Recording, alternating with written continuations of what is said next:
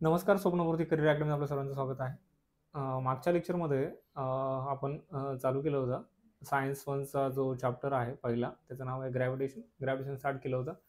त्या संदर्भातलं जे पहिलं पेज आहे त्या संदर्भातलं आपण इन्फॉर्मेशन घेतली होती, जसं की ग्रॅव्हिटेशन काय आहे, त्यानंतर circular motion and centrifugal force काय असतो, या संदर्भात आपण मागच्या लेक्चरमध्ये बघितलं होतं. फक्त एक जस्ट काय करूया, रिवाईज करूया एकदम. मागे आपण जे कन्सेप्ट घेतले होते, जे तुम्हाला बऱ्यापैकी कळलेत का नाही कळले, एकदा रिवाईज करूया. फक्त ग्रॅव्हिटेशनमध्ये काय सांगितलं होतं, ग्रॅव्हिटेशन इज अ फोर्स. ग्रॅव्हिटेशन काय एक प्रकारचा फोर्स आहे, and that force act between a two object in the युनिव्हर्समधले कुठल्याही दोन ऑब्जेक्टवरती जो फोर्स प्रेझेंट आहे त्या फोर्सला आपण काय म्हणतो, ग्रॅव्हिटेशन. युनिव्हर्समध्ये कुठली गोष्ट असू द्या, की अर्थ असेल किंवा मून असेल, यांच्यामध्ये जो फोर्स आहे अँड दॅट तो फिनॉमिना आहे, एकमेकांना ते आपल्याकडे ओढतात, म्हणून त्यांना आपण काय म्हणतो, it's a gravitation, the force between the two object present in the universe called as the gravitation. आणि दुसरी एक टर्म तुम्हाला सांगितली होती, त्याचं नाव होतं ग्रॅव्हिटी. मग ही ग्रॅव्हिटी काय आहे, ग्रॅव्हिटी आणि ग्रॅव्हिटेशन हे दोन वेगळे कसे आहेत, तर ते कसे आहेत, मॅसिव्ह जे ऑब्जेक्ट आहेत आपल्या युनिव्हर्समध्ये, जे मॅसिव्ह ऑब्जेक्ट आहेत त्यांच्यामध्ये जे फोर्स ऑफ अट्रॅक्शन आहे कॉल्ड एज द ग्रॅव्हिटेशन.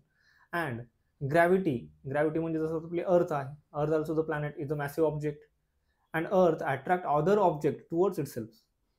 दुसऱ्या ऑब्जेक्टला ते आपल्याकडे ओढते, किंवा आपण कुठलीही गोष्ट जेव्हा खाली सोडतो किंवा वर धरलेली आपण हातामध्ये आपण खाली सोडतो त्या वस्तूला, ज्यावेळेस ती कशी होते, डायरेक्ट अट्रॅक्ट होते अर्थकडे. होते की नाही अट्रॅक्ट.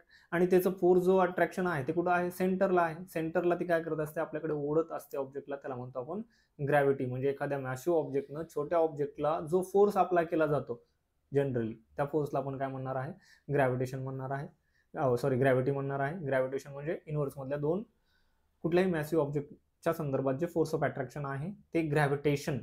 आणि आपली अर्थ एखाद्या ऑब्जेक्टला आपल्याकडे ओढते, छोट्या मोठ्या जे ऑब्जेक्टला आपल्याकडे ओढते, त्यांना आपण काय म्हणतो, ग्रॅव्हिटी. काय म्हणायचं, ग्रॅव्हिटी. सेकंड आपण काय बघितलं होतं, circular motion and centripetal force. Circular motion आणि सेंट्रिपिटल फोर्स. आता सर्क्युलर मोशन तुम्हाला सांगितलं, सर्क्युलर मोशन काय असतं, की ऑब्जेक्ट जेव्हा सर्क्युलर पाथमध्ये फिरत असतो, when object are move in a circular path. एखादा ऑब्जेक्ट आहे तो कसा फिरतोय, सर्क्युलर पाथमध्ये फिरतोय, म्हणून काय म्हणतो, सर्क्युलर मोशन. एखादा ऑब्जेक्ट स्ट्रेट लाईन मध्ये ट्रॅव्हल करतो, काय म्हणतो, लिनियर मोशन आहे. जसं ट्रेन एकाच रूटमध्ये जाते, एकाच डायरेक्शन मध्ये जाते, म्हणून तिला काय म्हणतो आपण, लिनियर मोशन आहे. तसं एखादा ऑब्जेक्ट जर सर्क्युलर पाथ मध्ये फिरत असेल तर त्याला आपण काय म्हणतो, सर्क्युलर मोशन. सिंपल डेफिनेशन आहे, the motion of an object in a circular path called as the circular motion. Simple definition. दुसरं बघितलं, सेंट्रिपिटल फोर्स काय असतो. सेंट्रिपिटल फोर्स हा एक प्रकारचा फोर्स आहे, कुठल्या ऑब्जेक्टवरती ऍक्ट होतो, जो ऑब्जेक्ट सर्क्युलर पाथमध्ये फिरतो अशा ऑब्जेक्टवरतीच हा फोर्स अप्लाय होतो, म्हणून त्याला काय म्हणतो आपण, सेंट्रिपिटल फोर्स. आणि तो फोर्स कसा आहे, सेंटर सिकिंग आहे. सेंटर सिकिंगचा अर्थ होतो सेंटरकडे अट्रॅक्ट होणारा फोर्स. त्या फोर्सला आपण काय म्हणणार आहे, centripetal force, which is called as the central seeking force. Simple definition कसं लक्षात ठेवायचं, ऑब्जेक्ट हा जो चॅप्टर आहे सायन्स हा फिजिक्सच्या संदर्भात, आणि फिजिक्समध्ये ऑब्जेक्ट कधी पण लक्षात ठेवायचं, ऑब्जेक्ट सोडून कुठली डेफिनेशन तयार होत नाही. ऑब्जेक्टला आधी लक्षात ठेवायचं की ऑब्जेक्ट आहे, an object which move in a circular path, on that object a force act, that force is called as centripetal force. किंवा डायरेक्ट असं म्हणू शकता की the force act on object which is follow the circular path. हे simple आहे, the force act on object which follow the circular path called as centripetal force. Okay, इथपर्यंत आपण काल या लेक्चरमध्ये बघितलं होतं. नेक्स्ट जे आहे आपल्याकडे सेंट्रिपिटल फोर्स. नेक्स्ट पेजवरती सर्क्युलर मोशन वगैरे सांगितलं आहे. सर्क्युलर मोशनच्या संदर्भात हे जे ऑब्जेक्ट मी तुम्हाला काल डिस्क्राईब करून सांगितलं होतं, की जो शेतकरीवरती दगडाचं जे स्टोन बांधतो आणि गोल गोल फिरवतो, ते एखाद्या पक्ष्यांना मारण्यासाठी, ते ह्या ठिकाणी त्यांनी दाखवलं आहे. आणि दुसरं महत्त्वाचं असं की ऑब्जेक्ट जर सर्क्युलर पाथमध्ये फिरत असेल तर तो कॉन्स्टंट स्पीडमध्ये फिरत नसतो. त्याची जी स्पीड आहे कंटिन्युअस काय होत असते, चेंज होत राहते. हा एक पॉईंट लक्षात ठेवायचा, की जर एखादा ऑब्जेक्ट सर्क्युलर पाथमध्ये फिरत असेल तर त्याची जी स्पीड आहे ती कॉन्स्टंट आहे का, नाहीये, ती कंटिन्युअस काय होत राहते, चेंज होत राहते, जर तो ऑब्जेक्ट सर्क्युलर पाथमध्ये फिरत असेल तर. ओके, हे डिस्क्रिप्शन ह्या ठिकाणी दाखवले बघा. सेंट्रिपिटल फोर्सच्या संदर्भात त्यांनी काय सांगितले, definition, a force act on any object moving along a circle and it is directed toward the center of the circle. This is called as the centripetal force. Centripetal means center seeking. तुम्हाला सांगितलं center seeking force आहे, that is the object tries to go toward the center of the circle because of the force. Because of the force म्हणजे ज्या force त्या object वरती act होतोय तो force त्या ऑब्जेक्टला कुठे ओढतोय, सेंटरला ओढतोय. कुणाच्या सेंटरला? त्या सर्कलच्या सेंटरला. सर्कल सेंटरला का ओढतोय? कारण तो ऑब्जेक्ट सर्क्युलर पाथमध्ये फिरतोय. आलं का लक्षात? की ऑब्जेक्ट सर्क्युलर पाथमध्ये फिरतोय. जी पाथ आहे ती सर्क्युलर आहे. त्या सर्कलला एक सेंटर असतो आणि त्या सेंटरकडे ओढणारा जो फोर्स आहे, एखाद्या ऑब्जेक्टला आपल्या सेंटरकडे जो ओढणारा फोर्स आहे, त्या फोर्सला काय म्हणतो? Centripetal force. जशी जी डेफिनेशन दिली तशी सेम, फक्त जे वर्डिंग आहे तो थोडी इकडे तिकडे आहे, पण जर आपल्याला जी सुटेबल वाटेल त्या लँग्वेज मध्ये जर तुम्ही लिहिलं, आपल्या ओन वर्ड्स मध्ये जर डेफिनेशन लिहिली तर काही अडचण नाहीये. कारण की आपल्याला काय असतं, कन्सेप्ट क्लिअर होणं महत्वाचं आहे की सेंट्रिपिटल फोर्स काय आहे. एकदा डोक्यात बसलं आपल्या की आपण एक्झाम मध्ये बरोबर लिहितो. कारण की जी आपण भाषा वापरणार आहे ती इंग्लिश मध्येच लिहिणार आहे सगळ्या गोष्टी. वर्ड टू वर्ड पूर्ण बुक मध्ये जशी दिली आहे तशी नाही लिहिली तरी चालेल. कारण की बोर्ड पण आपल्याला सांगत नाही हे जे बुक्स आहेत हे काय आहेत, हे रेफरन्स बुक आहेत. रेफरन्स म्हणजे तुम्ही ह्या बुकच्या आधारे अभ्यास करा. त्यांनी असं म्हटलं नाही कुठे की मी जी बुक मध्ये दिली आम्हाला तीच पाहिजे, असं नाहीये. त्यामुळे जर आपल्याला कन्सेप्ट क्लिअर झाला असेल तर तुम्ही तुमच्या ओन वर्ड मध्ये पण लिहू शकता, काही अडचण नाहीये. पुढे काय सांगितले बघा त्यांनी, you know that the moon which is the natural satellite of the अर्थ.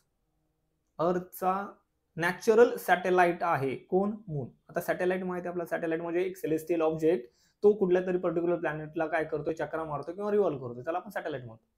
आपले सॅटेलाइट दोन प्रकारचे असतात, नॅचरल पण असतो आणि मॅनमेड. आपण आता बरेच सॅटेलाइट वरती पाठवले, जिओ सिंक्रोनस सॅटेलाइट आहेत, जी आपल्याला सगळी इन्फॉर्मेशन मोबाईलद्वारे मिळते, मोबाईलवर सिग्नल्स वगैरे मिळतात. हे कशामुळे मिळतात?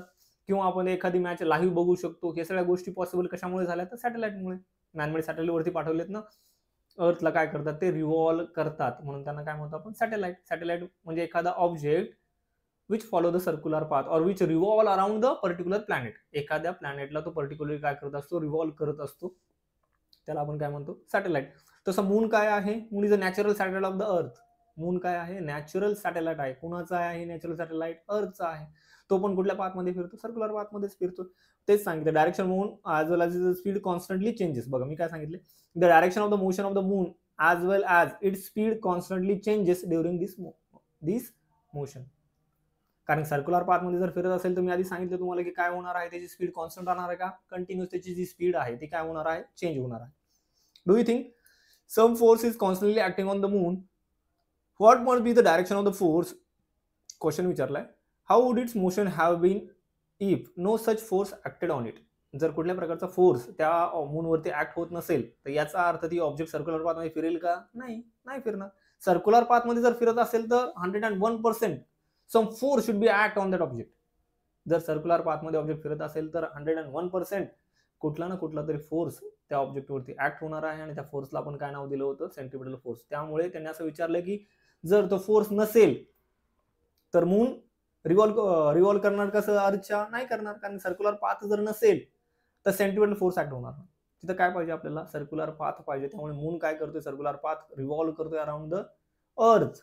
Due to that moon exert a force. Moon वरती पण काही फोर्स ऍक्ट होतोय. कुणाकडनं ऍक्ट होतोय? अर्थ कडनं. मग अर्थच्या कुठल्या पोर्शन कडनं? सेंटर कडनं. कारण की हा फोर्स कसा आहे? सेंटर सिकिंग फोर्स आहे. सेंटरकडे अट्रॅक्ट होणारा फोर्स आहे. आणि तो कुठल्याही ऑब्जेक्टला, कुठल्याही म्हणण्यापेक्षा जो सर्क्युलर पाथमध्ये फिरणाऱ्या ऑब्जेक्टला आपल्याकडे काय करणार आहे? ओढणार आहे. तसं मूनला सुद्धा तो आपल्याकडे काय करणार आहे? ओढणार आहे. How would its motion have been if no such force acted on it? Do the other planets in the solar system revolve around the sun in a similar fashion? म्हणजे आपलं मून सोडलं अर्थ. आता समजा आपण एकच जर सोलार सिस्टीम मधले जो आपला फर्स्ट स्टार आहे त्याचं नाव आहे सन. सनच्या अराउंड बाकीचे जे 8 प्लॅनेट आहेत ते काय करतात? रिव्हॉल्व करतात. सर्क्युलर पाथमध्ये काय करतात? ते रिव्हॉल्व करतात. सध्या तरी ही सर्क्युलरची जी कन्सेप्ट आहे ती लक्षात ठेवा एवढ्या पेज नंतर. जेव्हा केपलर्स लॉ आपण घेऊया त्यावेळेस आपण डिटेलमध्ये जाऊया की जे प्लॅनेटरी मोशन आहे हे कशा संदर्भातलं आहे. फक्त आत्ताच्या पुरता सर्क्युलर हे लक्षात ठेवा फक्त. आता सन आहे, सन भोवती अर्थ रिव्हॉल्व करते, बाकीचे 8 प्लॅनेट काय करतात? रिव्हॉल्व करतात इन सर्क्युलर पाथ. जसं की मून रिव्हॉल्व करतो, हे बाकी सुद्धा कसे करतात? रिव्हॉल्व करतात अराउंड द सन. मग क्वेश्चन असा येतो की सनच्या सेंटरकडे हे बाकीचे 8 प्लॅनेट आहेत हे अट्रॅक्ट होतात का? तर येस होतात. कारण की सेंटर आहे आणि बाकीचे सर्क्युलर पाथमध्ये फिरत असतील तर हा जो फोर्स त्यांच्यावर ऍक्ट होणार आहे त्या फोर्सला आपण काय म्हटलं आहे? Centripetal force. And which is directed towards the centre. तो कसा आहे? सेंटरकडे direct towards the centre of the circle attract करणारा फोर्स आहे. आणि त्यांनी ते सांगितलं की अशाच पद्धतीने ते मूव्ह करतात. What must be the direction from the above the activity example and question? It is clear that for the moon to go around the earth there must be a force which is exerted on the moon. सांगितलं तुम्हाला की moon वरती सुद्धा force काय act होणार आहे. And this force must be exerted by the earth which attract the moon towards itself. Earth काय करते, मूनला आपल्याकडे ओढत असते towards itself. Similarly the sun must be the attracting the planets including the earth towards itself. म्हणजे sun सुद्धा बाकीच्या प्लॅनेटला आपल्याकडे ओढत असेल. तर का ओढत असेल त्याचं रिझन आहे. काय रिझन आहे आपण जेवढं आता बघितलंय याच्यामध्ये जी समरी आहे ती की सन बाकीच्या प्लॅनेटला जर आपल्याकडे ओढत असेल तर याचा एक अर्थ आहे.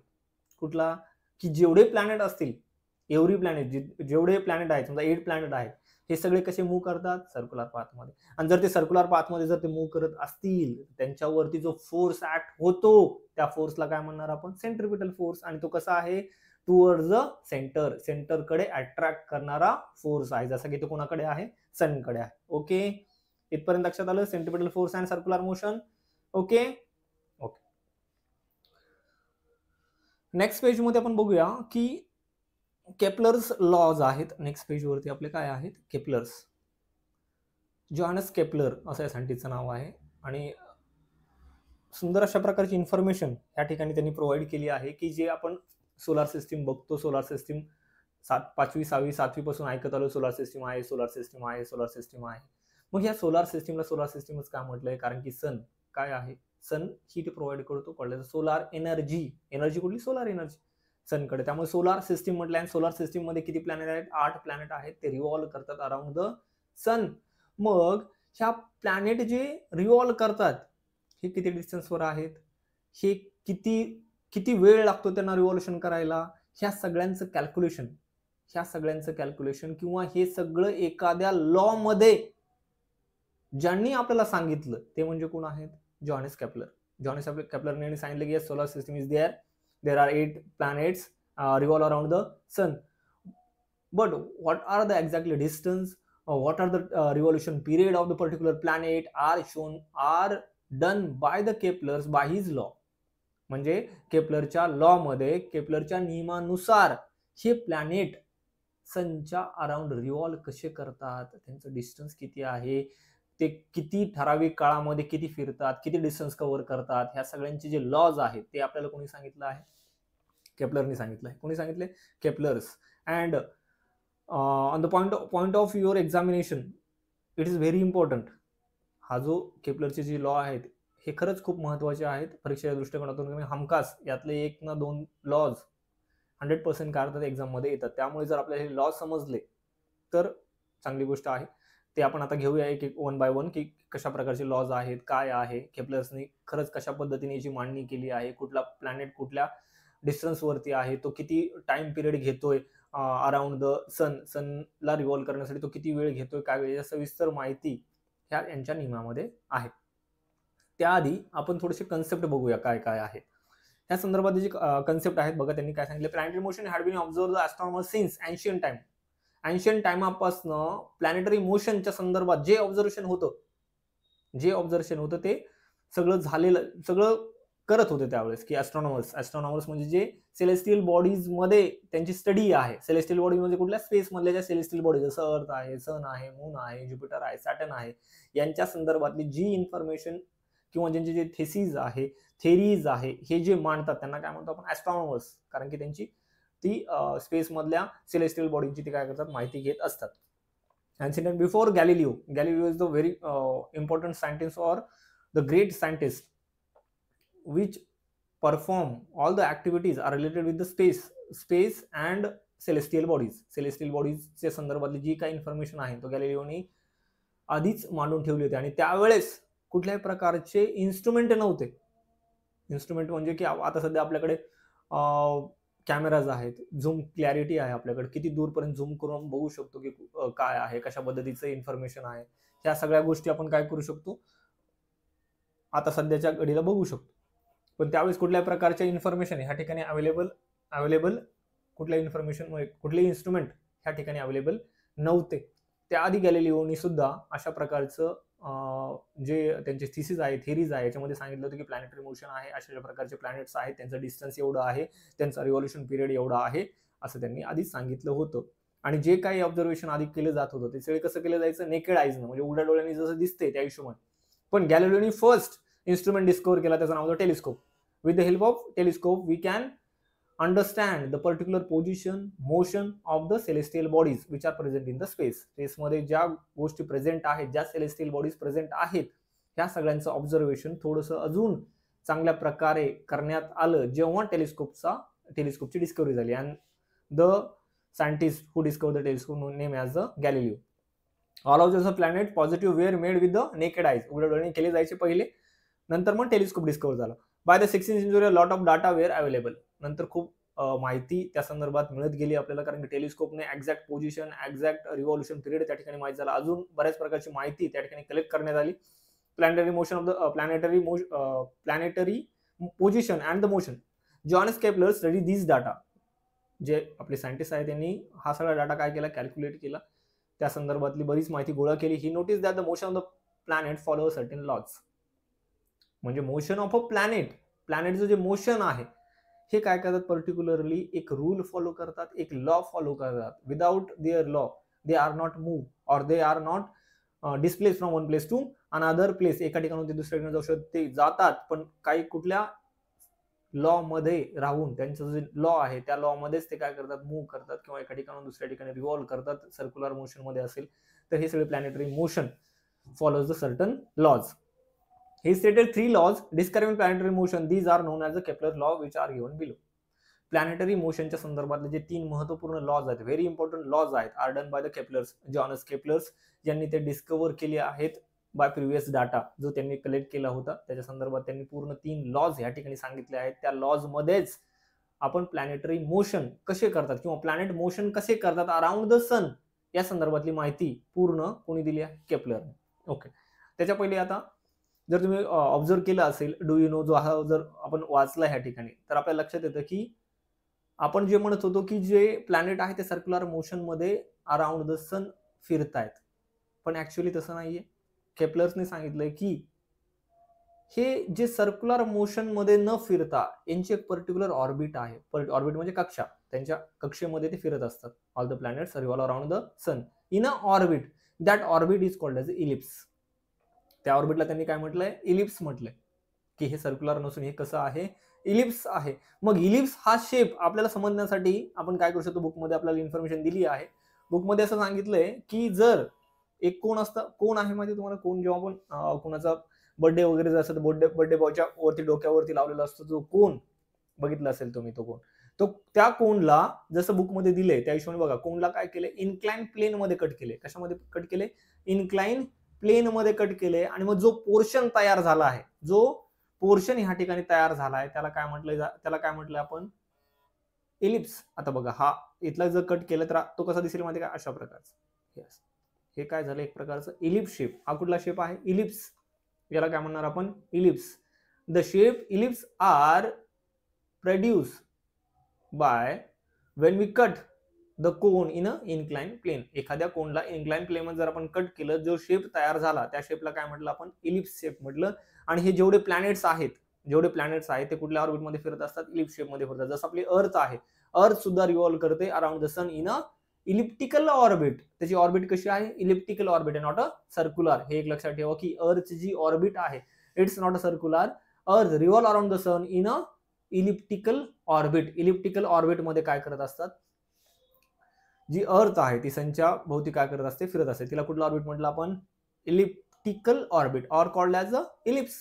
आता हा जो इलिप्स आहे, महत्वाची इन्फॉर्मेशन अशी आहे की इलिप्स, आता जर सर्कल जर म्हटलं आपण, एक सर्कल ड्रॉ केला या ठिकाणी, जर असं सर्कल जर ड्रॉ केला तर त्याला काय असतो, एक सेंटर पॉईंट असतो. बघा काय आहे, centre point. Without centre we can not draw the circle. Centre point नसेल तर आपण सर्कल ड्रॉ करू शकतो का, नाही करू शकत. त्यामुळे हा सेंटर कुणाला आहे, सर्कलला. पण जे इलिप्स शेप आहे याला काय असतात, 2 फोकस पॉईंट असतात. हा एक फोकस पॉईंट आणि हा एक फोकस पॉईंट. हे 2 काय झाले, फोकस पॉईंट. यांना काय म्हणतो आपण, फोकस. त्यामुळे इलिप्सला एक सेंटर नसतो, त्याला 2 काय असतात, फोकस पॉईंट. 2 काय असतात, फोकस पॉईंट. आता ह्या 2 ला एक वर्ड सुद्धा आहे, त्याला म्हणतो फोकाय. काय म्हणायचं, फोकाय. काय म्हणायचं, फोकाय. 2 फोकसला एकच वर्ड आहे, त्याला काय म्हणतो आपण, फोकाय.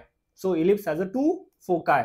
इलिप्सला किती फोकाय आहेत, 2 फोकाय आहेत आणि याच्या अराउंड जी आपली अर्थ आहे ती काय करत असते, रिव्हॉल्व करत असते, ऑर्बिटल शेप मध्ये काय करत असते, फिरत असते. हे महत्वाचं आपल्याला कळलं पाहिजे की अर्थ जी आहे अराउंड द सन ही इलिप्टिकल ऑर्बिट मध्ये फिरते and that ellipse has a two focus point और टू फोकल पॉइंट. त्याला फोकल पॉइंट सुद्धा म्हटलं जातं की दोन फोकल पॉइंट आहेत कोणाला, इलिप्सला. इलिप्स काय आहे तर इलिप्स एक ऑर्बिट आहे.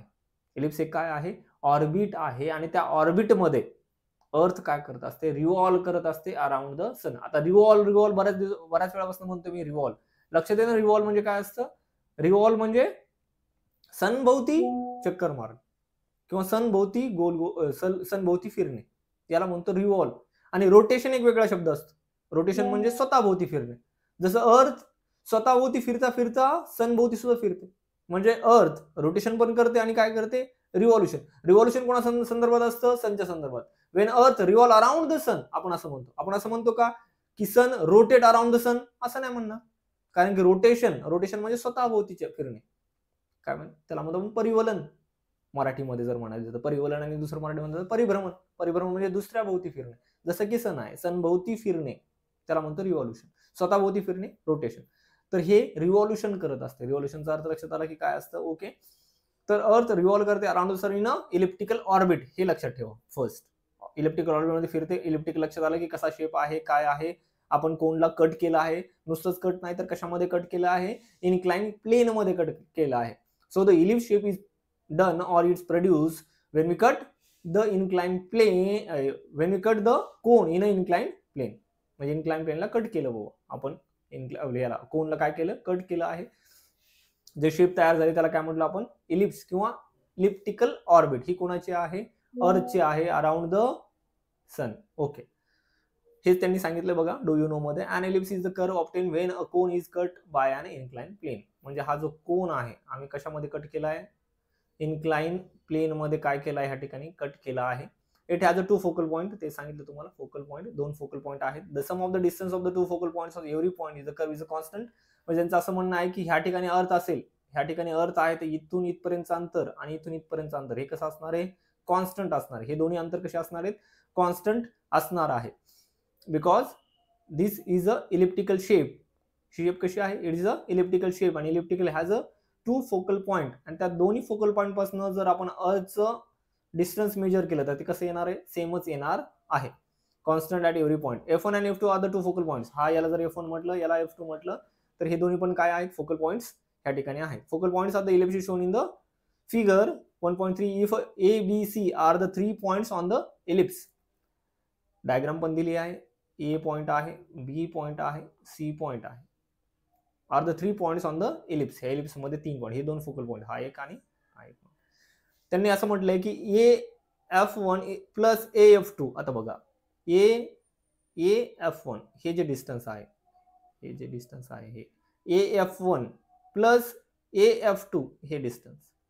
AF1 AF2 हे बघा, AF1 AF2 हे जे दोन्ही डिस्टन्स आहेत इज इक्वल टू आहेत बरोबर कोणाच्या, BF1. आता बघा हे BF1 प्लस BF2 म्हणजे हे दोन BF1 BF2 is equal to, परत काय सांगितलं, इज इक्वल टू CF1. बघा CF1 हे अंतर, CF1 अँड CF2 हे जे अंतर आहेत हे कसे असणार आहेत, सारखे असणार आहेत, सेम असणार आहे. कारण की जे ऑर्बिट आहे ती कशी आहे, इलिप्टिकल ऑर्बिट आहे.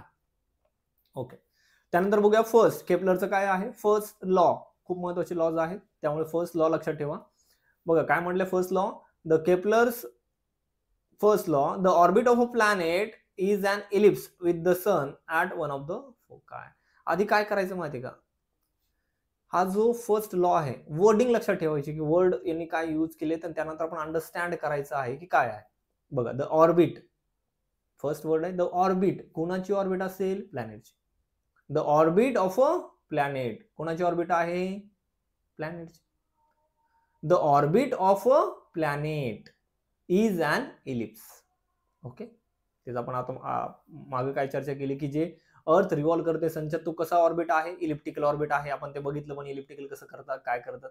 ओके, तर first law the orbit of a planet is an ellipse, is an ellipse with the sun at one of the foci. आता जर आपण बघितलं इलिप्टिकल शेपमध्ये, आता एकदा परत ह्या ठिकाणी जर आपण ड्रॉ केला, आता बघा ह्या ठिकाणी जर आपण ड्रॉ केला आहे तर आपण एक सहज असं ड्रॉ करूया. इलिप्टिकल ऑर्बिट आहे, हा एक आहे, हा एक आहे. त्यांच्या म्हणण्यानुसार केपलरच्या फर्स्ट लॉ नुसार हा इलिप्टिकल शेप आपण या ठिकाणी तयार केलाय. The orbit of a planet, मग हा इथे एक प्लॅनेट घेतला, इथं काय घेतलं, एक प्लॅनेट घेतलं, म्हणजे आपली अर्थ घेतली. Okay, the orbit of a planet, आता हा प्लॅनेट अर्थ आहे, काय आहे, अर्थ. ओके, अर्थ जी ऑर्बिट आहे, अर्थ जी ऑर्बिट आहे ती कशी आहे, इलिप्स आहे. The orbit of a planet is an ellipse. मग ह्या अर्थ जी ऑर्बिट आहे ती कशी आहे, इलिप्स आहे. कुणा संदर्भात, with the sun, with the sun at one of the foci. ह्या दोन फोकाय पैकी एका ठिकाणी काय असणार आहे, तुमचा सन. एका ठिकाणी काय, एका ठिकाणी काय आहे, सन. ह्या ठिकाणी काय आहे, सन. फर्स्ट लॉ, फर्स्ट लॉ फक्त काय सांगतोय, पोझिशन सांगतोय. कुणाची पोझिशन सांगतोय, सनची आणि पर्टिक्युलर प्लॅनेटची. The orbit of a planet is an ellipse with the sun at one of the foci. लक्षात आलं का, सिंपल आहे. लक्षात काय ठेवायचंय, प्लॅनेटरी मोशन संदर्भात बघतोय ना, प्लॅनेटरी मोशनच्या संदर्भात की प्लॅनेट मोशन कसं करताय अराउंड द सन. मग हे प्लॅनेटरी मोशन संदर्भात कोणी सांगितलंय, केपलर. त्याचा फर्स्ट लॉ काय आहे, the orbit of a planet is an ellipse with the sun at one of the foci. म्हणजे ही ऑर्बिट इलिप्स आहे कोणा संदर्भात, सनच्या संदर्भात, which is present at one of the foci. च्या दोन फोकाय पैकी एका ठिकाणी कोण प्रेझेंट आहे, सन. तो इथं असेल किंवा इथं असेल, दोन्हीपैकी कुठल्याही एका पोझिशनवरती काय असणार आहे, सन असणार आहे. त्यामुळे first law is very simple, it's tell about only the position of the planet which revolve around the sun. Position सांगताय फक्त की प्लॅनेटची पोझिशन कशी आहे, त्याची ऑर्बिट कशी आहे. महत्वाची गोष्टी, पोझिशन कशी आहे, ऑर्बिट कशी आहे, आणि तो कोणासोबत, इलिप्स आहे, तर सन सोबत आहे. आणि त्या दोन फोकायपैकी एका पॉइंटला कोण असणार आहे, सन असणार आहे. हा फर्स्ट लॉ, सिंपल. डेफिनेशन पण एकदम इझी आहे. द ऑर्बिट, कोणाची ऑर्बिट, असं लक्षात ठेव. द ऑर्बिट, कोणाची ऑर्बिट आहे, प्लॅनेटची. The orbit of an planet is an ellipse with the sun at one of the foci. एका फोकायवरती कोण प्रेझेंट आहे, तुमचा सन प्रेझेंट आहे. सिंपल लॉ आहे, will tell about the position of the planets. Okay, second law आहे बघा, Keplers second law. केपलरचा कुठला law, second law. Second law काय सांगतो बघा, the line join the planet, the line join the planet, the line join the planet or joining the planet and the sun sweeps equal areas in equal interval of time. बघा, the line join the planet and the sun sweep equal areas in equal interval of time. आता हे समजण्यासाठी आपण काय करूया परत, तुम्हाला एक मिनिट,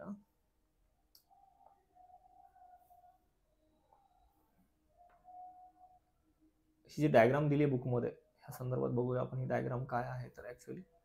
ओके, डायग्रामच्या संदर्भात बघूया. बघा, डायग्राम दिली आहे. तर ही जी ऑर्बिट आहे, ही जी ऑर्बिट दाखवली बघा, ही जी ऑर्बिट आहे, ही कुठली ऑर्बिट आहे, इलिप्स ऑर्बिट आहे. ओके, मग इलिप्स ऑर्बिट कोणाची असते, प्लॅनेटची. कोणाची असते, प्लॅनेटची इलिप्टिकल ऑर्बिट आहे. ओके, मग ह्या ऑर्बिटमध्ये अर्थ काय करणार आहे, रिव्हॉल्व करणार आहे. ओके, ठीक आहे. आता याला आपण काय बोलतो, इलिप्सला काय असतात, दोन फोकाय. ह्या ठिकाणी एक फोकाय आहे, ह्या ठिकाणी एक आहे.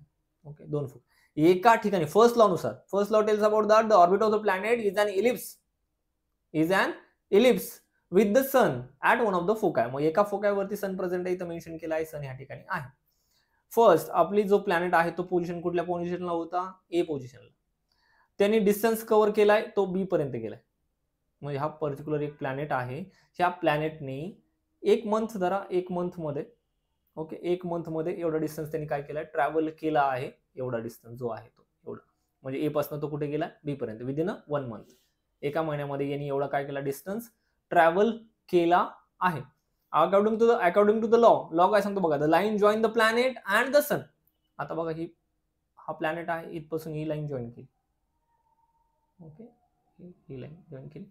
The line join the planet and the sun sweeps equal areas in equal interval of time. Sweeps equal areas in equal interval of time. ह्या लॉला आपण काय म्हणू शकतो, law of areas. Laws of area सुद्धा आपण याला काय करू शकतो, म्हणू शकतो किंवा सांगू शकतो की जो केपलरचा सेकंड लॉ आहे त्याला आपण काय म्हणतो, laws of area. Laws of एरियाचा सुद्धा आपण याला म्हणू शकतो. किंवा एक्झाम मध्ये जर लॉज ऑफ एरिया म्हणजे काय आहे तर घाबरायचं काम नाही. सेकंड लॉ जो केपलरचा आहे त्या संदर्भात आपण काय करायची माहिती द्यायची. The line joining the planet and the sun sweep equal areas in equal interval of time. म्हणजे ए पासून बी पर्यंत जेवढा डिस्टन्स त्याने ट्रॅव्हल केलाय, किंवा आपला प्लॅनेट ह्या ठिकाणी होता, ए या ठिकाणी होता, बी पर्यंत गेला. ओके. दुसरं सांगितलं की आपला हाच जो प्लॅनेट होता तो कुठे आला, सी पर्यंत आला. कुठे आला, सी. सी पासून तो कुठे गेलाय, डी पर्यंत गेला. कुठे गेलाय, डी. सी पासून कुठे गेलाय, डी पर्यंत. पहिला ए पर्यंत होता, नंतर बी पर्यंत तो गेला 1 महिन्यामध्ये. आणि हा सी पासून डी पर्यंत गेला तो पण किती मंथ मध्ये गेलाय, एकाच महिन्यामध्ये गेला. Okay okay. मग जे हे एवढं डिस्टन्स यांनी ट्रॅव्हल केले 1 मंथ मध्ये, तेवढंच डिस्टन्स ह्या ठिकाणी सुद्धा त्यांनी काय केलं आहे, ट्रॅव्हल केलं आहे from C point to D point. याला म्हणतो आपण सेकंड लॉ. याला काय म्हणणार, सेकंड लॉ. आता बघा परत काय सांगितलंय, the line joining the planet, the line joining the planet and the sun. हे बघा ही जी लाईन आहे sun, sweeps equal areas in equal interval of time. म्हणजे ह्या ठिकाणी ए पासून बी पर्यंत जेवढा एरिया कव्हर झाला असेल तेवढाच एरिया कुठं सी पासून डी पर्यंत होताना कव्हर झाला. ए पासून बी पर्यंत जेवढा एरिया कव्हर झालाय तेवढाच एरिया कुठे कव्हर झालाय, सी पासून डी पर्यंत. किंवा जर आपण याला एरियाच्या संदर्भात जर कॅल्क्युलेट केलं तर बघा काय होईल, बघा एरिया, एरिया कोणाचा, area of ASB, ASB, area ASB is equal to area of DSC. काय म्हणूया DSC.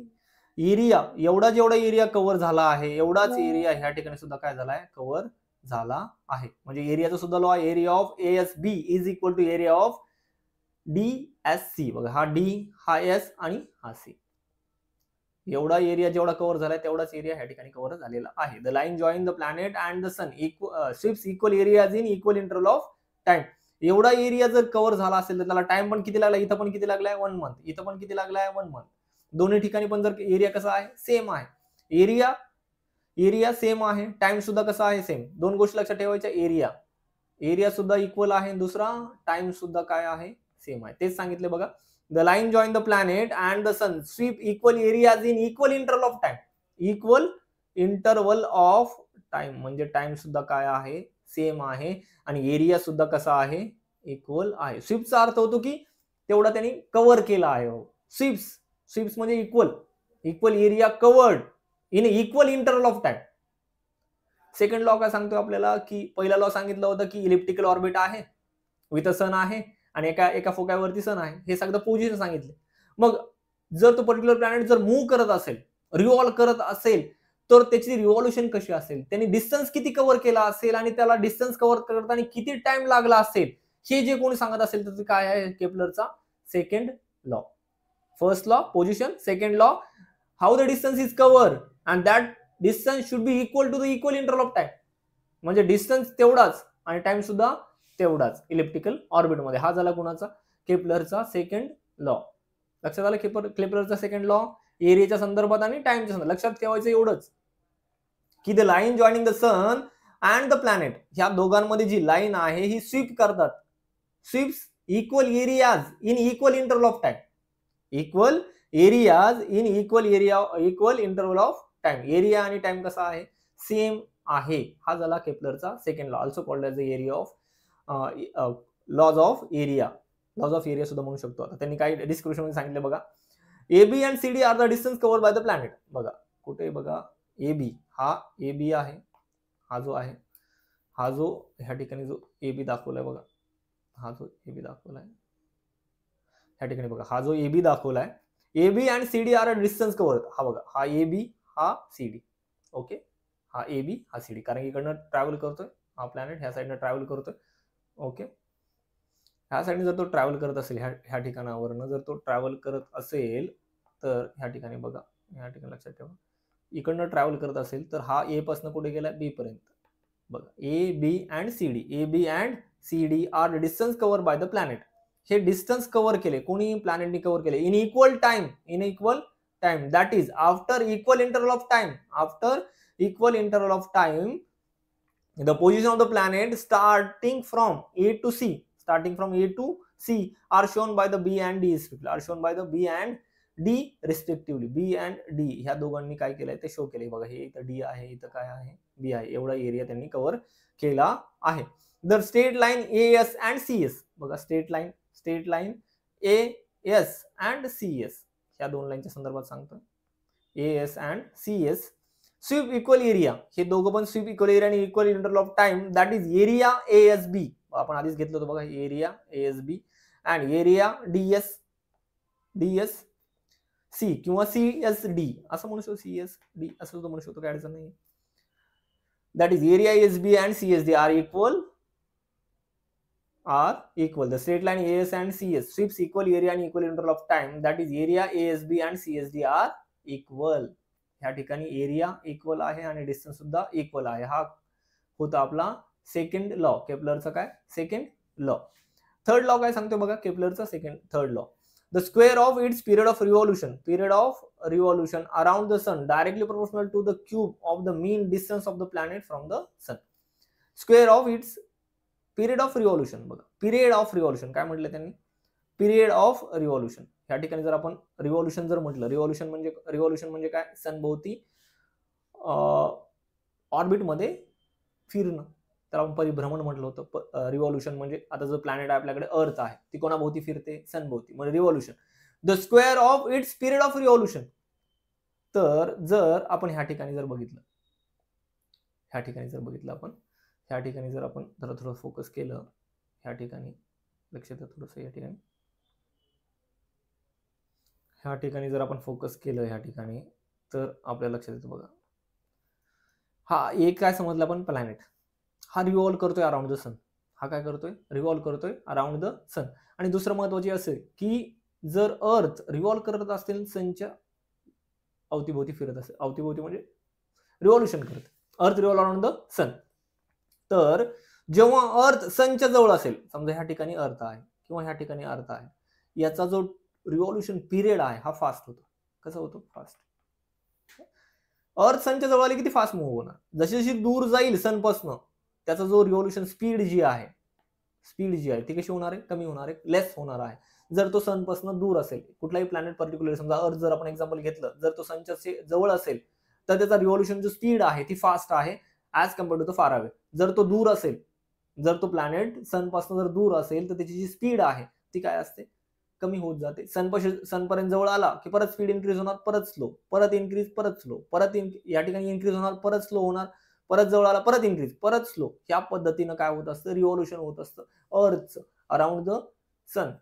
ओके, हे लक्षात ठेवा. जवळ असेल तर तो काय होणार आहे, फास्ट. त्यामुळे आपल्याला ह्या ठिकाणी एक लक्षात काय ठेवायचं आहे की जे डिस्टन्स आहे ते काय असणार आहे, कमी जास्त असणार आहे. कारण ह्या ठिकाणी प्लॅनेटचं डिस्टन्स फ्रॉम द सन लेस आहे आणि ह्या ठिकाणी जर प्लॅनेट असेल त्याच्यापासून डिस्टन्स कसं असणार आहे, जास्त. हे डिस्टन्स कमी, हे डिस्टन्स जास्त. मग ह्या डिस्टन्सला आपण काय म्हटलंय, मीन डिस्टन्स. मीन डिस्टन्सचा अर्थ होतो ऍव्हरेज डिस्टन्स. मीन डिस्टन्सचा अर्थ काय आहे, ऍव्हरेज. कारण की ह्या ठिकाणी कमी आहे व ह्या ठिकाणी थोडंसं जास्त आहे, मग दोघांची ऍडिशन करून त्यांना डिवाइड करत त्याला मीन काढणं असं म्हणतो. पण मॅथ्स मध्ये आपल्याला माहिती आहे मीन कसं काढायचं. कारण की जर इक्वल डिस्टन्स नसेल तर आपण मीन काढतो, इक्वल डिस्टन्स जर असेल तर मीन काढायची गरज नाही. पण ह्या ठिकाणी सनच्या शेजारी जर एखादा प्लॅनेट असेल तर त्याची जे डिस्टन्स आहे ते कसं असणार आहे, कमी असणार आहे. सनपासून दूर असेल तर डिस्टन्स कसं जास्त असणार आहे. म्हणून काय केलंय, मीन डिस्टन्स म्हटलंय ह्या ठिकाणी, मीन डिस्टन्स. द स्क्वेअर जर आपण लक्षात घेतलं, कुठल्याही प्लॅनेटचा रिव्हॉल्युशन पिरियड जर आपण पकडला, टी आहे, टाइम पिरियड काय आहे, टी आहे, रिव्हॉल्युशन पिरियड काय आहे, टी आहे. त्याचा काय म्हटलंय त्यांनी, square of its revolution around the sun. ह्या ठिकाणी बघा,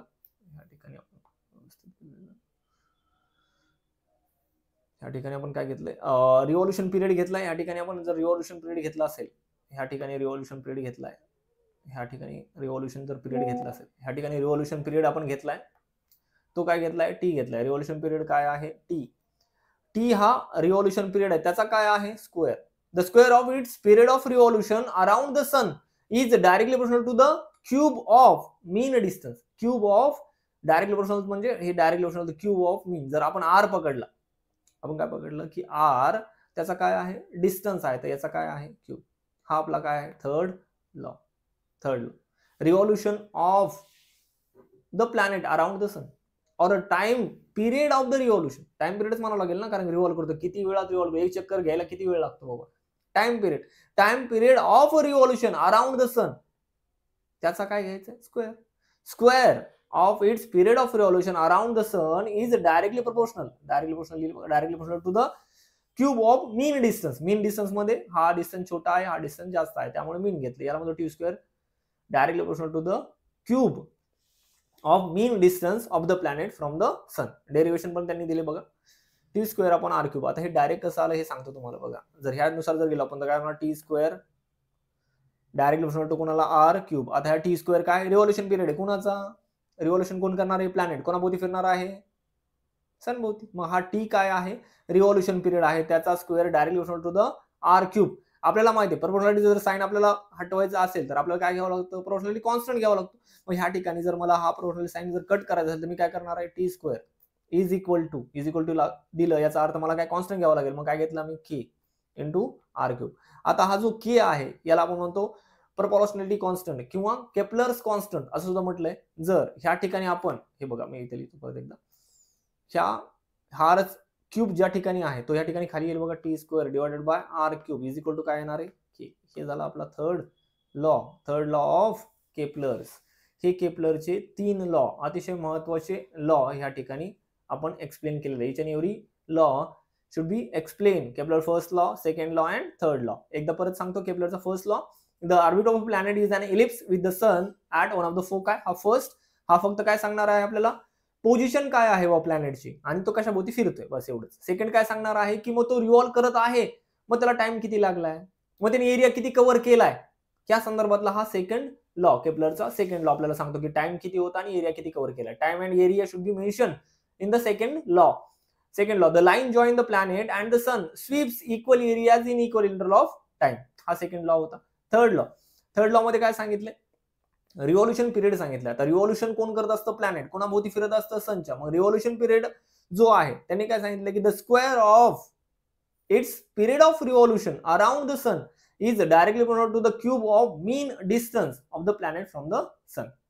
ओके, हे झाले आपले केपलरचे ह्या ठिकाणी 3 लॉ, जे की आपले थर्ड पेज वरती आय थिंक होते. या संदर्भात आपण हे तिन्ही लॉ ह्या लेक्चर मध्ये तुम्हाला एक्सप्लेन करून सांगितलेले आहेत.